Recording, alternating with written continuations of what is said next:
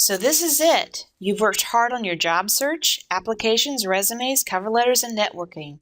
The good news is as a result of all your hard work, you have an upcoming job interview. This is an exciting and nerve-wracking situation to be in, all at the same time. It's kind of like a roller coaster ride. The bad news is that the preparation and hard work are far from over. You don't have the job yet. And to stand out from everyone else who's also applying for that position, you need to shine. In this presentation, we are looking at the most important thing you can do to make this happen, and that is to be prepared. That is the key. We are going to be discussing several keys, and they all involve preparation. Remember, keys open doors to places we want to be. One of the first keys is preparing your voicemail for the interview. Most interviews usually are set by a phone call from the employer. If you have applied recently for a job, make sure your voicemail message sounds professional. Besides your resume, this may be their first interaction with the real you. What may be all right for your close friends to hear may not be appropriate for an employer. Which one of these voicemails do you think would give a potential employer a good impression of you? Hi, you've reached the phone of Sharon Jones. If you're calling to collect a student loan, gambling debt, or other obligations, please press 1 and hang up now. If you are selling any product or service or requesting charitable donations, please press 2 and hang up now. Otherwise, press 3. All this button pushing does nothing, but it's a good way to work off anger. Is it professional, or is this professional? You have reached Sharon Jones. Unfortunately, I cannot take your call right now, but if you leave me a message with your name and phone number, I will return your call as soon as possible. Another key to successful interviewing is preparing yourself. An interview is not a good time to wing it. If you try to answer questions without any preparation, you are more likely to answer questions in a way you may regret later. As a supplement to this presentation, there are handouts of some of the common interview questions for the healthcare field. Be prepared to answer questions like, tell me about a time you had a difficult patient and how you handle it, or a difficult question like, why did you leave your last job? Always keep your answers as positive as possible and never criticize or complain about former employers. In addition, provide honest answers to their questions. You don't want a potential employer to get different answers when they talk to your references. Another key to interviewing well is to be calm and relaxed. Interviews can cause a lot of anxiety.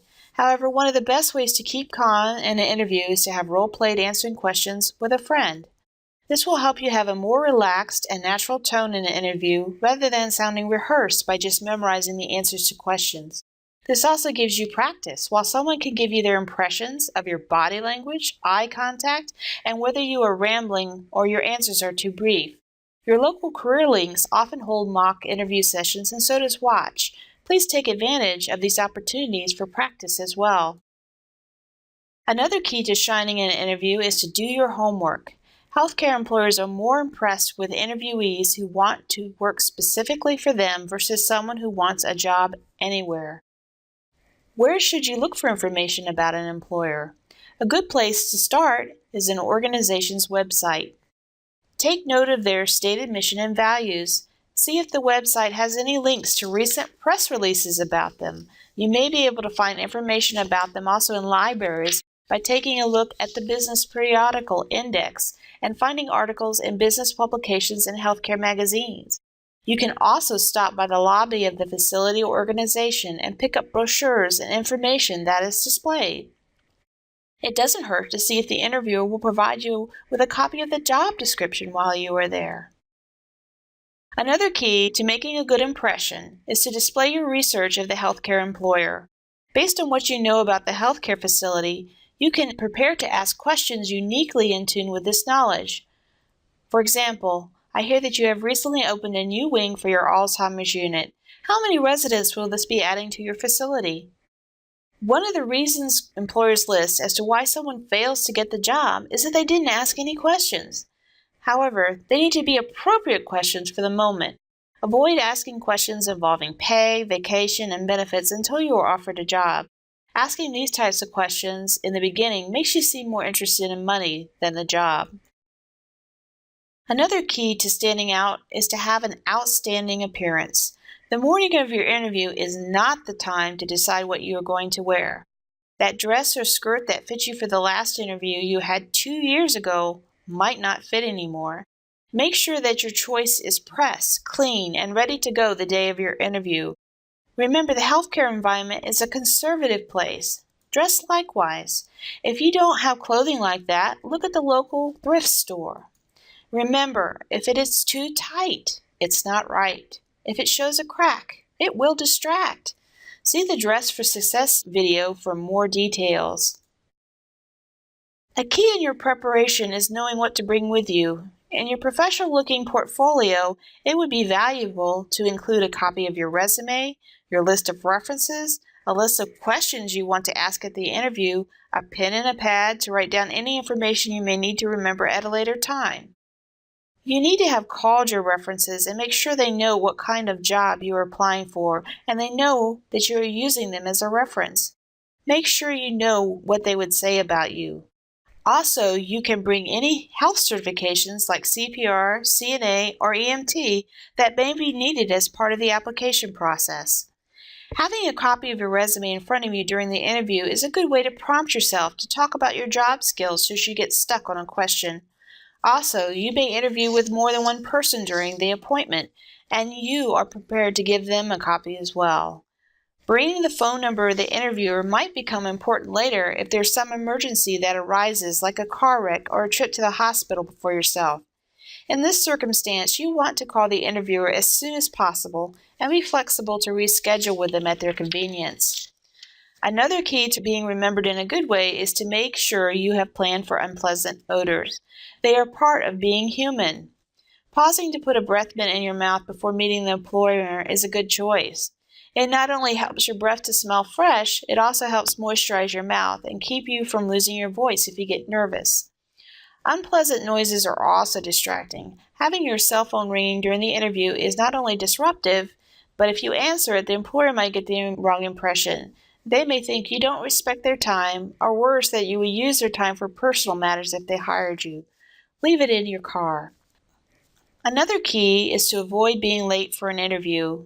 Being late is a #1 impression killer. Find the location of the building before the day of the interview and note where are the best parking places and if they have meters.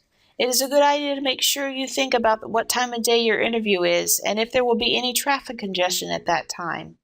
In any circumstance, give yourself 15 to 20 minutes before the interview to give yourself wiggle room for unexpected events. This will also give you time to collect yourself before the appointment and calm your nerves. Be prepared to greet the receptionist in a friendly and professional manner. Receptionists often relate their impressions to the interviewer. They may also tell them how you treated anyone else you encountered as well. Another key is to display good communication skills by taking the time to really listen to the interviewer's questions. It is okay to pause for a moment to collect your thoughts before answering, and ask to have questions repeated if you don't understand. Be sure to fully comprehend a list of your 10 greatest assets and abilities with examples from your work history in case you ever get stumped. Be prepared to ask the interviewer for their business card.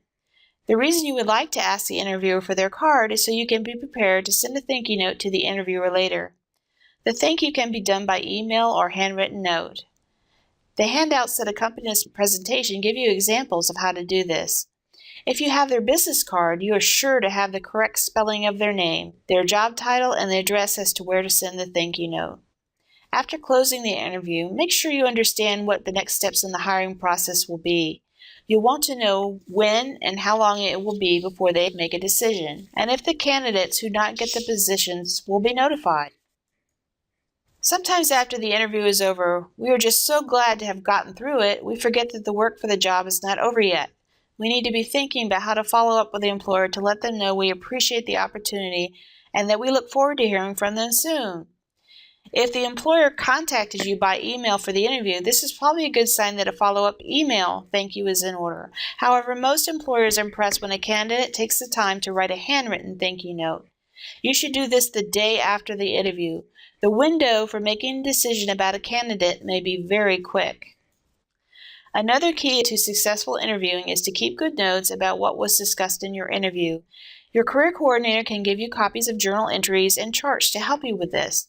Often you may be engaged in several interviews over a period of a week.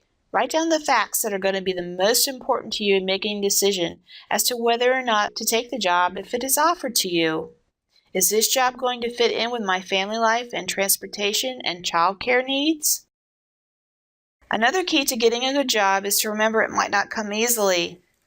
If you continue to interview and are consistently not being offered the job, you may need to do some more practicing on your interview skills. Seek assistance from your career coordinator and tell them questions you were asked and how you responded to them. Take their feedback seriously. If you are getting good feedback about your interviewing skills, then try not to get discouraged or down on yourself. Sometimes economic factors or where you live may play a part in the number of job openings. Remember, getting a job is a job in itself. Don't give up. Remember all these preparation keys to interview success and keep using them, and doors will open eventually. And then be prepared to celebrate when you get that job.